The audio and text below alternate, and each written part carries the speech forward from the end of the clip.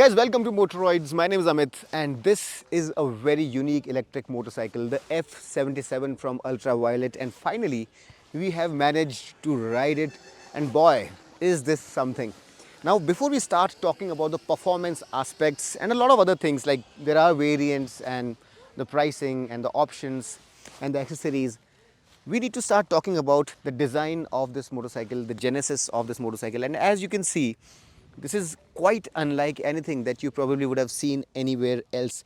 It's a beautiful looking machine, and for something that's coming out of India, it can really make you proud. And it's only a coincidence that today it's the Republic Day of India, 26th of January, and it makes my heart swell with pride to see this motorcycle, which has been built almost entirely in India. It's a properly international product, and not just by the looks of it. For some of you who were wondering as to where is the market for such expensive electric bikes in India, the reason why they went ahead and still designed and manufactured it is that they are looking at the global market as its market. Now, with that in mind, let's talk about the design of this motorcycle. I was talking with the founders, and the design template of this motorcycle takes its inspiration from stealth fighters like the F22 Raptor, and it's quite evident in the way this bike is designed.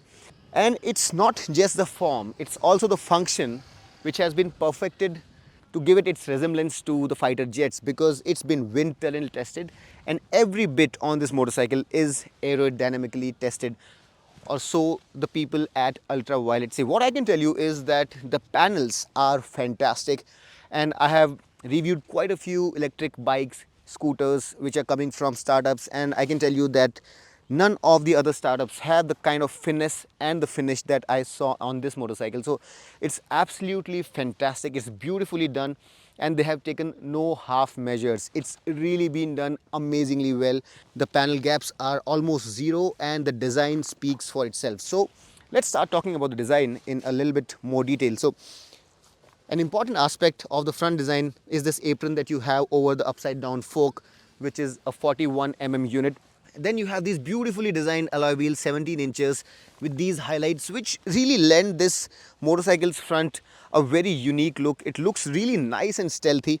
The front fender also looks very nice and neatly done, and this apron itself has this F77 branding. It looks really nice and unique. Haven't really seen quite anything like it. Then if you come towards the right, you'll see that the brakes are also quite big, 320 big brakes. It comes with dual channel ABS, and you can put the supermoto mode on, which means that you can disable the rear ABS. Obviously the front ABS cannot be disabled by regulation. The headlight also is very neatly done. You have the DRL unit here, and you have the high beam and the low beams. The blinkers are LEDs all around, and the suspension on this motorcycle is also preload adjustable, so that again is great functionality. Now, talking about the instrument console, I was really delighted to see this 5-inch color unit, because not just is it very nicely done, not just is it very functional and loaded with features, but it also has been done in a manner which is very, very intuitive, and it's very easy to use as well. So you have these 4 buttons here, and it's very easy to navigate. You press the 0 button here or the O button and you'll have the menus, and everything is very neatly laid out. You don't have to scroll, so whatever there is right there in front of you. And as they say, simplicity takes a lot of effort, and it has been done very, very nicely. And this sound is also beautiful. It adds to the experience, and I simply love it. So my F77 will give you the information about the bike. It's not much. Then the navigation is something again which is going to be pushed on the production version. Right now it's not working. It's provided by Map My India, and you would be able to enter the destination using the buttons here, but right now it's not functional. So either you can push the destination using your phone, or you can enter the characters from here also, which is going to be rather difficult, but you can do it anyway. Then you have My Trips, where you will have the information about the 3 trips that this has. So this motorcycle has 3 trip meters and 1 odometer. In the settings, you can convert the display from night mode to day mode. So in the day mode, you will have the white background, and in the night mode you'll have the black background. And you can also turn it to auto. You can turn auto brightness on or off, or you can increase or decrease the brightness manually also. Very simple, isn't it? Then in the performance section, you have the option to change the anti-lock braking system from mono to dual or vice versa. And you can also change the region braking from low, mid to high. And Ultraviolette is currently working on more region levels also, and going forward you might just see more region levels on this software system. This is for documents where you can store your driving license, insurance or registration, and you can connect your bike through Bluetooth, and this gives you the SOC or the battery charge. So as you saw, it's very easy, and you'll also have an app through which you can connect to this instrument console. And must I say, this is really easy to operate, and I just love that beep that comes along while you're navigating through the menus. Then the instrument console itself is extremely easy to read. You have the range here, you have the watt hours per kilometer consumed, and the battery charge time, the ABS mode, and odometer or trip meter, whatever you want. Side stand, which is deployed right now, and you have the mode. So you have the glide mode, which is essentially the eco mode, the combat mode, which is essentially the city or the medium mode, and you have the ballistic mode, which is equivalent to a sport or a track mode. Now when you want to engage these modes, you just have to use this little button here, and as you can see here, the modes can be changed. The only condition is that the throttle should be closed. To turn the bike on, you have to press the brake lever and then press this start button, and then you'll have this motor icon here. So this will indicate that the bike is now ready to go, like so. Now the range here, as you can see, is 103 kilometers, and as you change the modes, so right now in ballistic mode it's 103 kilometers, and in the glide mode it goes up to 191 kilometers, and in combat mode it's somewhere in the middle at 137. So as the motor is now on, you also have a big bad speedometer also, which has come up, and as you saw, the color of the instrument console also changes from green to blue to orange according to the modes. You can change the preload from here. You have the high, low and pass buttons here. These are the navigation buttons, and this one is to get out of the menu, and this one is to get into the menu and to bring the menu up also. Turn indicators, horn, and here as we saw, you have the kill button as well as the turn on or ignition button as well. The brake lever is adjustable for 5 steps, and as you can see, these clip-ons are also rather nicely made. They look really beautiful, and this triangular logo of Ultraviolette has also been positioned very well. The one thing that I really liked is none of it comes across as something which is coming from a startup. It looks like a very well designed, very beautifully made, very high quality machine, and everything has been properly thought out. And one thing that I forgot to mention was that it also comes with a hazard switch, which sits right here. Right now, as you can see, there are no mirrors on this bike because we are on a track, but the mirrors are also very beautifully done, and they go with the theme of a stealth fighter. Now, while the rest of the componentry on this motorcycle is amazing, the mirrors here, the plastic quality and the way they are built don't come across as very high quality. Now, since Ultraviolette have used high quality items in a lot of places, I would have really appreciated had these mirrors have also been metallic, but they're not. They're plastic. They're not too wide either, and you really have to tuck in your elbows to see what's coming from behind, and to adjust them also is a bit of a pain, and I think they could have done a better job with the mirrors.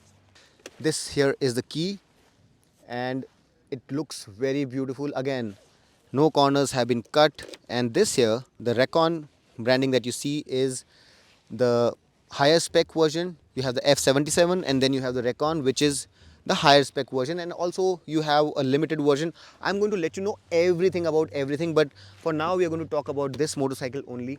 We're going to talk about our experience on the track and how it rides and everything. So here you have the charging socket, and you have two chargers. There is the normal charger and there is the boost charger. Normal charger comes as a standard accessory, while the boost is an option and it reduces your charging times significantly. By how much, I'll let you know everything. You can rest assured that in this review you will get to know everything about this motorcycle.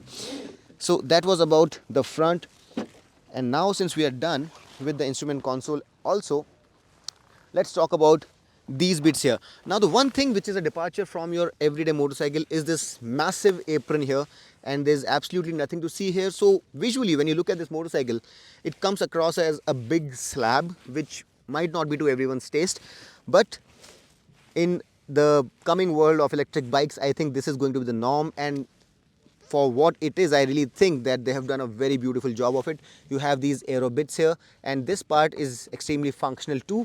So inside this you have a brace which is like a crash guard, and you have metal running through it, so it works as both a slider as well as protection for the apron as well.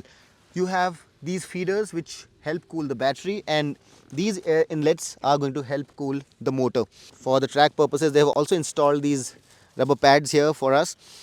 You have this laser branding here, which is the color. I'll also tell you all about the colors. The ground clearance here is 160 mm, which is more than sufficient, I think. There was no problem whatsoever. We rode it on the road as well. This is the brake. Of course, you don't have any gear levers here, and this here is the PS de resistance. It's made of aluminum, and it's a double swing arm. Very high quality, very premium bit for a motorcycle. And as you can see, it was specially engineered because the chain runs through it. They had to have it designed in a manner that it allowed the chain to pass through, and it really has been done very beautifully. The foot pegs are also very nicely done, and it might look like rubber, but it actually is all metal. And again, like all the parts on this motorcycle, it's also been very beautifully done. And this small piece of frame also is very high quality. Now the tires are 110 section up front and 150 section at the rear, 320 mm brakes up front and 230 mm at the rear, dual channel ABS.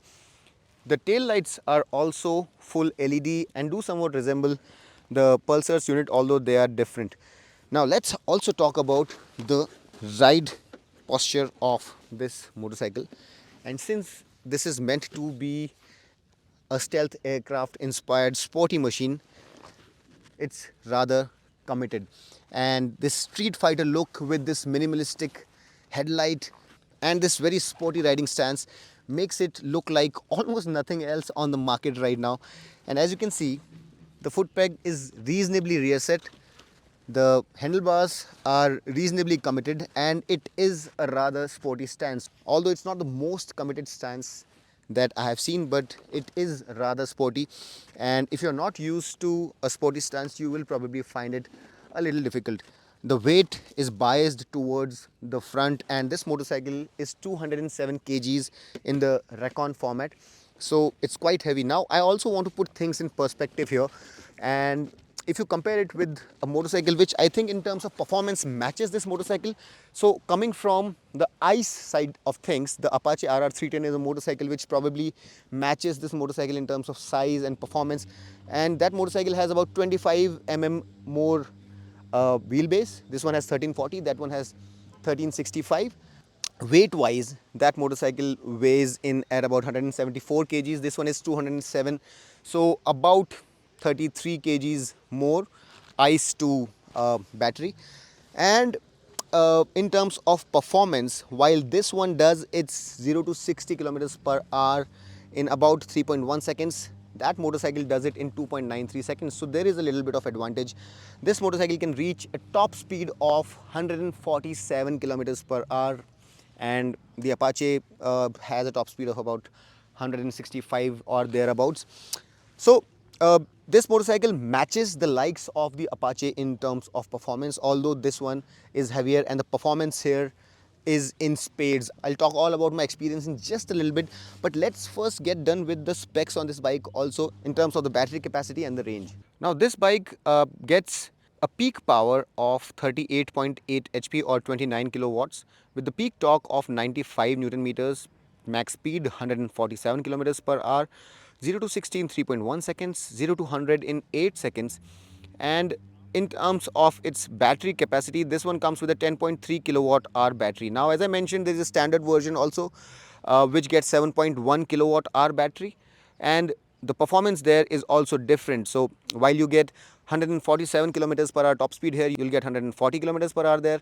From 29 kilowatts, the power will go down to 27 kilowatts there. From 95 newton meters, the torque will go down to 85 newton meters there. From 3.1 seconds, the 0 to 60 time will go to 3.4 seconds. 0 to 100 time will go up from 8 to 8.3 seconds. And in terms of range, the standard range IDC cycle is 307 kilometers. Now, if you're going to be riding this motorcycle in the glide or the eco mode, which is like, the economy mode, you'll probably get a real world range of 260 kilometers. In the combat or the city kind of mode, you'll get about 200 kilometers, and in the ballistic or the sport mode, you'll get 170 kilometers. In terms of the similar ranges, for the standard version, you'll get 206 kilometers of IDC range. Glide will give you about 175 kilometers. Range combat will give you about 135 kilometers, and ballistic will give you about 118 kilometers. You also have a special edition where you get 40.5 HP and 100 Newton meters of torque, top speed of 150 kilometers per hour, 0 to 60 in 2.9 seconds, 0 to 100 in 7.8 seconds, and there the range is the same as the Recon. Now, in terms of colors, you get the red as laser, the dull white as airstrike, and the dark one as shadow for the standard as well as the Recon variants. And the special edition comes with a grey and yellow shade, which is not available on the other two variants. So that was all about the specs and the colors and the instrument console and whatnot. Now let's come to the real deal, that's the performance of this bike. And let's start with the seating posture, because that's important. So the seat height here is about 800 mm, and myself being about 5 feet 10 inches, as you can see, it's not easy for me to dig my heels down. So if you're not very tall, if you're 5 feet 5 or 6, you'd probably find it a little difficult to ride. So it's not a very low motorcycle. Now, as I mentioned, the weight here is front biased, and when you take it out on a go-kart track like this, the increase in weight over an ICE vehicle and its forward weight bias is very evident. So in essence, what happens is you can instantly feel that there is a lot of weight on the motorcycle, and it's probably not as easy to dip down and pick up again as an ICE engined motorcycle. So the difference in weight and the weight up front is instantly evident, and this motorcycle is relatively more reluctant to be dipped down and picked up. Having said that, for the weight, it handles pretty well. Having said that, the foot peg design here isn't the best that I've seen, and while you are cornering, it has a tendency of flipping up like so, and that can be a bit of an issue.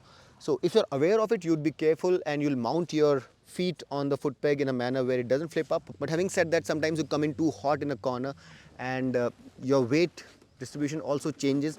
So the design of this foot peg, especially for the rider, can be made a little bit more solid such that it doesn't flip up. The acceleration is extremely solid, and the difference in the three modes is very evident. Ballistic mode is the ride mode if you are going to be riding around a track like this, or even if you're riding around ghats. And the one thing that I really noticed is that since the weight bias is so much up front and there's so much battery load, it takes some effort to be turned, and you need to be a seasoned rider to really ride it very hard around tight corners like this.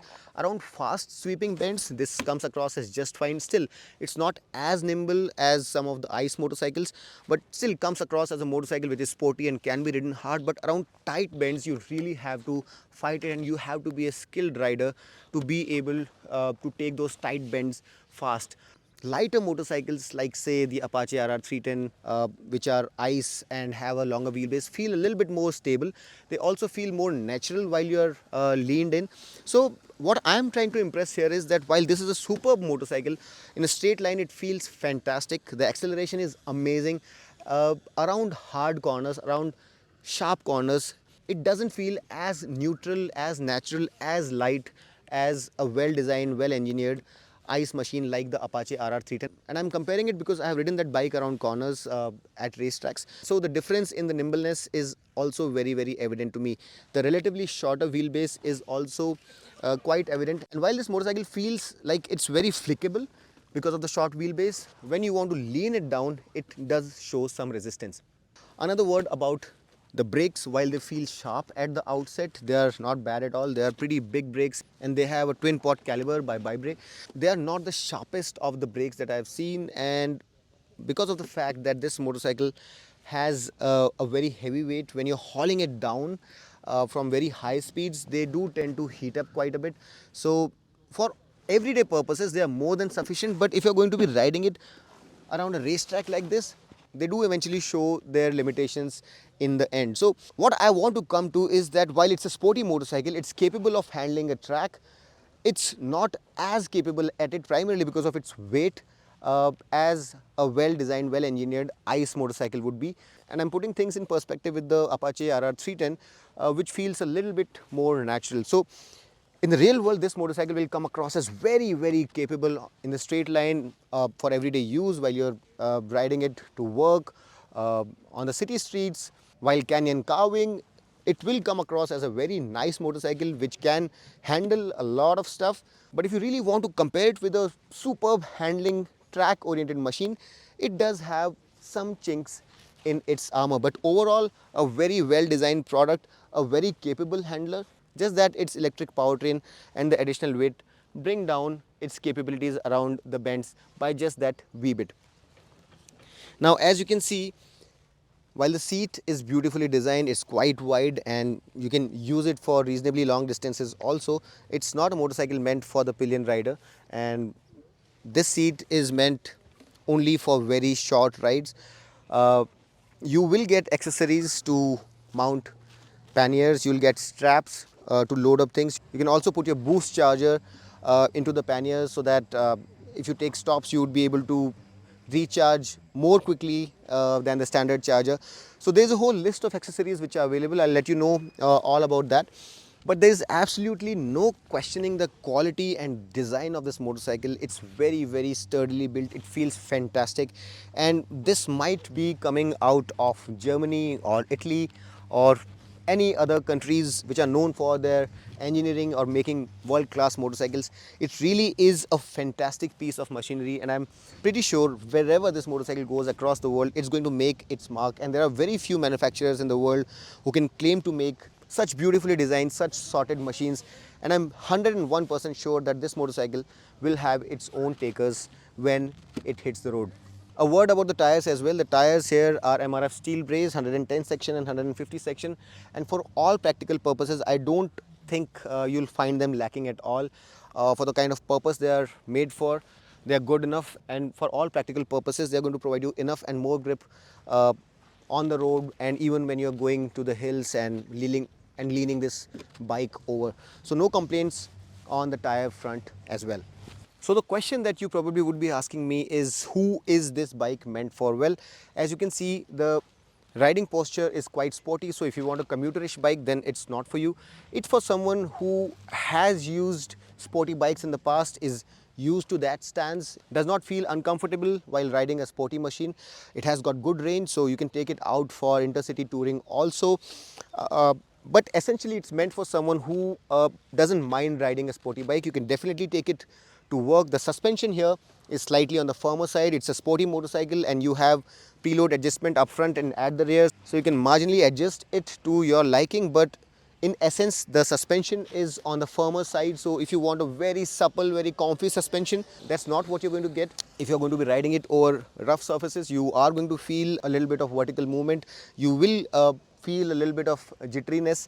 So it's not the cushiest of the suspension. Having said that, the weight distribution for someone who's used to sporty motorcycles is pretty good, and you won't get easily tired. I don't think it's extreme also.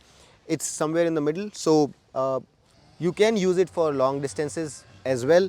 A lot of people ask us whether they can use a specific motorcycle for touring. So while this motorcycle is not custom built for touring, if you want to go touring on it, 100, 150, 200 kilometers, you can use this motorcycle for long distance travel as well. For someone who wants to stand out from the crowd, wants a sporty looking machine which is really, really premium, has enough range to keep him away from range anxiety. If you don't mind the extra money that this motorcycle commands, I think it's a fantastic machine. I really cannot point any issues with the engineering aspect. It's a really amazingly done motorcycle. Despite having thrashed it around on the track for a very long time, there was no heating issues, there was no dip in terms of performance. Of course, the brakes faded because we were really hauling it down at very high speeds and very often, since there are so many U-turns here. But overall, it's a fantastically built machine, and for someone who wants a sporty machine, a premium machine, this motorcycle definitely fits the bill. Now, while on the track, this motorcycle is not as sharp as, say, the RC390 or even the RR310. In the real world, on the road, it feels like a very accomplished motorcycle, and the things that I told you about, the weight bias towards the front and the brakes fading and it feeling overly heavy, all of those things somewhat disappear in the real world because you're not pushing it that hard, and in that sense it comes across as a very sorted motorcycle on the road. It's very sharp, it's very flickable, the wheelbase is relatively shorter, so its steering is very quick. However, with the longer wheelbase motorcycles, the inherent stability that you feel is somewhat missing, and this motorcycle feels just that wee bit edgy, especially around tighter bends. Now, to engage reverse on this motorcycle, you have to press the brake and press the O button, and as you can see here, you now have the reverse mode on, and in the reverse it will go to a speed of 3 kilometers per hour, and to go forward you just have to press the O button again, and now it will go forward and will go to a speed of up to 5 kilometers per hour. Now, in terms of accessories, with the basic variant, you will get the crash guard and the standard charge as standard. Aero wheel discs, lever guard, panniers and boost charger will be optional. And this is the same for the Recon variant as well. However, for the limited version, you will get the aero wheel discs, the lever guards and the boost charger also as standard equipment. This bike also comes with LTE connectivity with an integrated eSIM and support for WLAN. This bike also comes with ride-by-wire throttle, and if you want to be using the ballistic mode, earlier you could not use it if the charge went down from 70%, but now it works all the way down to 30%. The vehicle is covered by a 3 years or 30,000 kilometers warranty as standard on all the variants, and for the battery and drivetrain you get a 3 years or 30,000 kilometers warranty as standard for the F77. For the Recon you get 5 years or 50,000 kilometers warranty, and for the limited you get a battery warranty of 8 years or 100,000 kilometers. You can opt for this warranty on the Recon also at an additional price. In terms of price, the F77 is priced at 3,80,000 rupees for the standard, 4,55,000 for the Recon and 5,50,000 for the limited version. Apart from this, if you want to go for some additional warranties or for some accessories which are not available as a part of the package, you'll have to pay extra. So that's that, guys. The new F77 Ultraviolet. If electric motorcycles float your boat, I really think that there is no better motorcycle than this in the market right now. If you have the money, go right ahead and buy it. I can vouch for the quality of this motorcycle. It comes with multi-level safety for the battery and everything else. It comes with an encasing which is IP67 dust and waterproof, and it's been very rigorously tested. It doesn't heat up. That's something that I've already tested, and if you really want a quality piece of machine which is truly international, looks amazing, I really think that Ultraviolet have done a phenomenal job with the F77. It's truly an international product, and you'd look like $1 million sitting on this machine. I really hope that I was able to answer all your questions about this beautiful electric motorcycle in this review. If you like such quality stuff, if you like quality reviews, long format reviews, and just like me, if you're getting frustrated with the nonsense that's going on social media these days, do subscribe to Motoroids, do tell your friends about us. Until next time then, this is Amit Shangani signing off. Rev hard, rev free, and ride safe.